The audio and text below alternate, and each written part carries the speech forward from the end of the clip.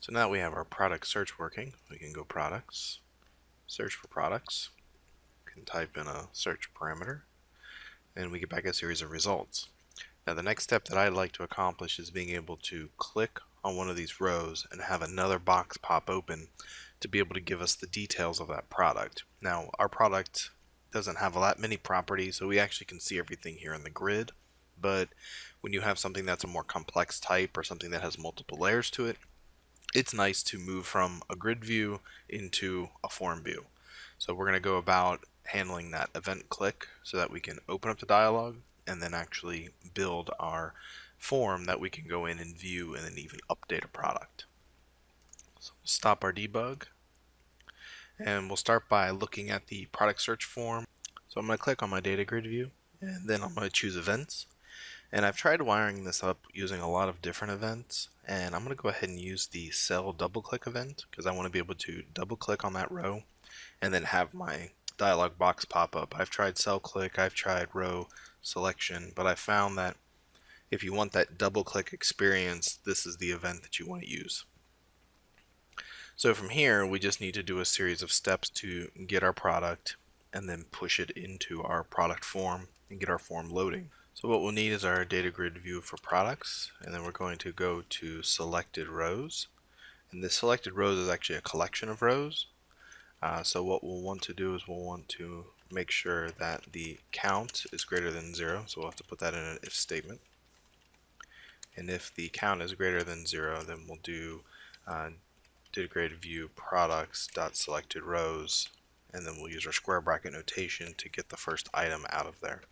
Now this selected rows that we're pulling is going to come in as just an object. So if I pull back up, it gives us a data grid view row, and that data grid view row has a data bound item, and that data bound item is the object that we passed in. In our case, it'll be our product search view model. So we need to unwind that and get that product search view model back out. So let's do a variable above. And this will be our product VM. So then we'll need to say product VM equals, and then we'll have to do a cast. And then we will come here and get the data bound item. So that'll grab the product view model for us from the form. Now the one thing that we'll probably run into as we're going through this is that this product search view model does not contain the ID field of our product. So we're going to have to do some work on both ends to get ourselves to where we need to be. So the first thing I'm going to do is I'm actually going to go public int ID, and we'll add that in here, and I'm going to add that to the constructor as well. I know I kind of just did a keyboard shortcut. If you hold Alt F12 or Alt Function F12 on a Mac, that'll bring up this pop-up view. Alternatively, you can actually just go F12 when you've selected the model name. When you select the class name. So clicking on the class and hitting F12 will jump you into that class. So I went ahead and I added this public int ID, and then I'll do ID equals prod.id. And that way we're pulling the ID into our view model. Now the caveat to doing that, which we'll correct later, is the fact that now the ID will show in the form, which isn't a big deal necessarily. It might actually have value to the customer, the person using this application, but if that's a security thing, then we have to go in and make adjustments to the data grid view. Alright, so now we have our product, so we can go through and actually load up our product details inside of our form. So now we need our product update form. We'll create a new instance of that, and then we can say prod update form dot, and we can do show dialog, and this is the same work that we've done in the past to actually show the dialog for the product update form.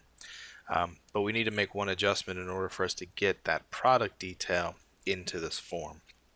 We need to actually overload the constructor for the form and make it so that we can pass in the product VM ID, because we want to be able to actually pull up that product from the form. and actually edit it. So we're going to do that. We're going to get a quick action menu that says generate a constructor, and it's going to ask, do you want to generate a constructor based on the input value? Then I'll say yes. And then I'm going to click on that class of product update for, and I'm going to hit F12. It's going to jump me into that class. And we've got the ID here, and we got the ID here. So the first thing that I want to do, now that we're in the product update form, and I can show you that by right clicking and saying go to View Designer. So this is the product update form. I'm going to go ahead and expand this out. Go to My Tools, Common Tools, and let's bring in, let's just bring in a text box for a moment. So this text box will be for the name, then we'll add one for the UPC code. This will be the unit price, and then we can do a multi-line one at the bottom for the description, and then we can add a button for saving our changes.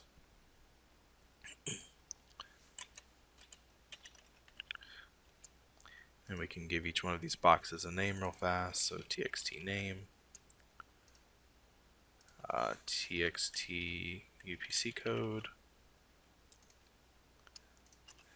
txt unit price, and this will be txt description.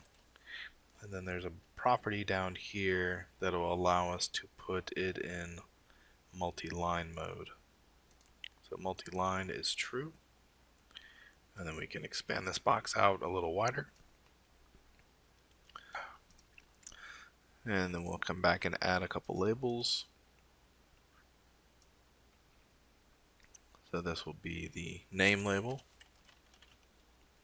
And I'm just going to simply copy and paste because that's faster than going back to the toolbox every time. This is the UPC code.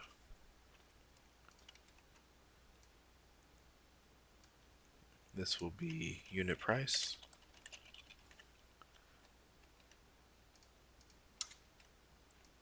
And then the last one will anchor right here, and that'll be the description. Make sure that those are all lined up. And then we'll grab these boxes here and pull them out a little bit. Perfect. Alright, so that gives us our form layout. Obviously we could do more to this, we could do more things to it, and we'll continue to expand it as we get more data. But that'll at least get us a starting point. I'm going to copy this button and I'm going to add a cancel button. So kind of give that good design, and that way the person who's using it can say, oh, this is the cancel button, in case I don't want to make changes. Maybe instead of cancel, we'll just say close.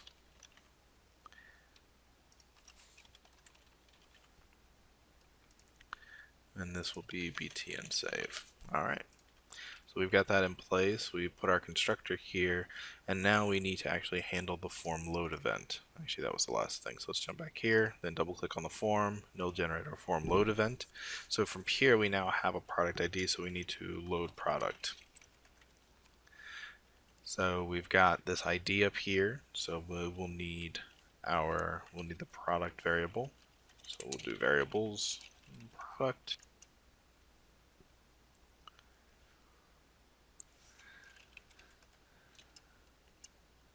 And so then to load the product, what we'll need to do is we'll need to get an iInventory utility.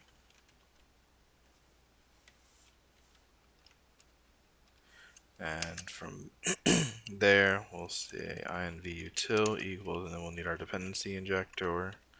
And then we'll get our inventory utility from the dependency injector. And then we'll say product equals inv_util dot get inventory, and that just gives us all of our inventory.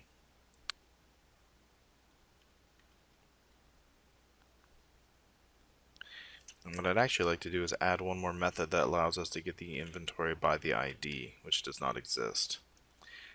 So to do that, we're going to need to jump back into the iInventory utility, and we'll kind of do this a little quick. So we'll add product, get inventory, int ID, so that'll be able to get one product, and then that's going to cause errors when we do our build. So our static inventory utility needs an override. So we'll go ahead and implement those missing members.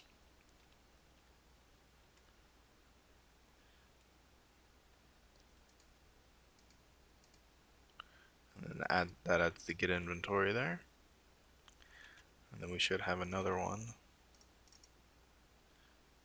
unassigned. Oh, this is because that needs to be null. No big deal. And that needs to be null because if this if statement is false, then we'll fall through there and it'll never get initialized. So let's go ahead and get that out of the way. And interestingly enough, our other version of our inventory utility didn't balk. I wonder if we wrote the function but didn't add it to the interface. Yeah, it appears that that is the case. So we actually have the implementation, we just didn't have it in the interface.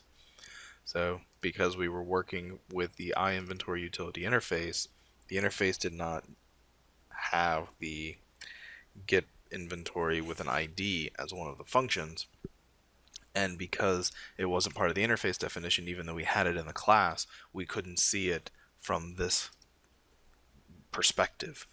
All right, so since we already had the code there, everything's in good shape. We've now synced up our interface with our class, and sometimes that happens where you'll start to write code in your class and then realize that you added more functionality to the class than you needed for the interface, and then when you go back to call that functionality, you say, oh, it's not in the interface, then you need to find it, and then you realize that you already wrote the functionality in the class because you had that foresight when you were working on the class. So it's a real thing. It happens. Alright, so then we need to populate the form with product data. And then this is just a matter of doing txt text.name equals product.name, txt upc code.text equals product dot upc code, txt uniprice.text equals. Now this is one that kind of gets interesting. You have your choice. You can actually do a full format on this, or we can just dump the number into the box. I'm going to go with just putting the number in the box, because otherwise then we have to deal with unformatting it later when it comes back out. But now to put that number in there, we have to call toString after the uniprice property, because the uniprice property itself is a float, so we have to convert it to a string. So that does that, and then txt description.text equals product.description. All right. So let's go ahead and test out our code and see what happens. So we'll hit start. Product, search product, B for ball. And if we double click on the basketball, we get an empty form. And we get an empty form because why? We get an empty form because we did not initialize components. So we have this constructor versus this constructor. So this is the constructor that comes with the form when it's first created. This is the constructor that we made so that we could pass in our ID value. And because we're not calling this initialize components, we don't get any controls on our form. So this initialize components is what is used to actually load the controls. So there's two ways we can do it. We can copy this method into here, or we can do a kind of a self-reference for a constructor, and this is a special notation. I'm going to go ahead and show you this. So the easy solution would be copy this line, paste it in this, paste it in here. Then that gives you the result. That'll fix it. But let's say that there's additional code we add into this constructor and we don't want to keep copying lines back and forth. We can come to the end of this constructor, do colon, and then do this with parentheses. And what this means is this is similar to like an inheritance. You're saying when this constructor is called, before this body is called, call this constructor. And you can also do base if you want to call the base constructor of a class. But in our case, we're going to call this. And this refers to the constructor here that takes in no parameters because there's no parameters being passed. So this is the signature for the constructor that's being referenced.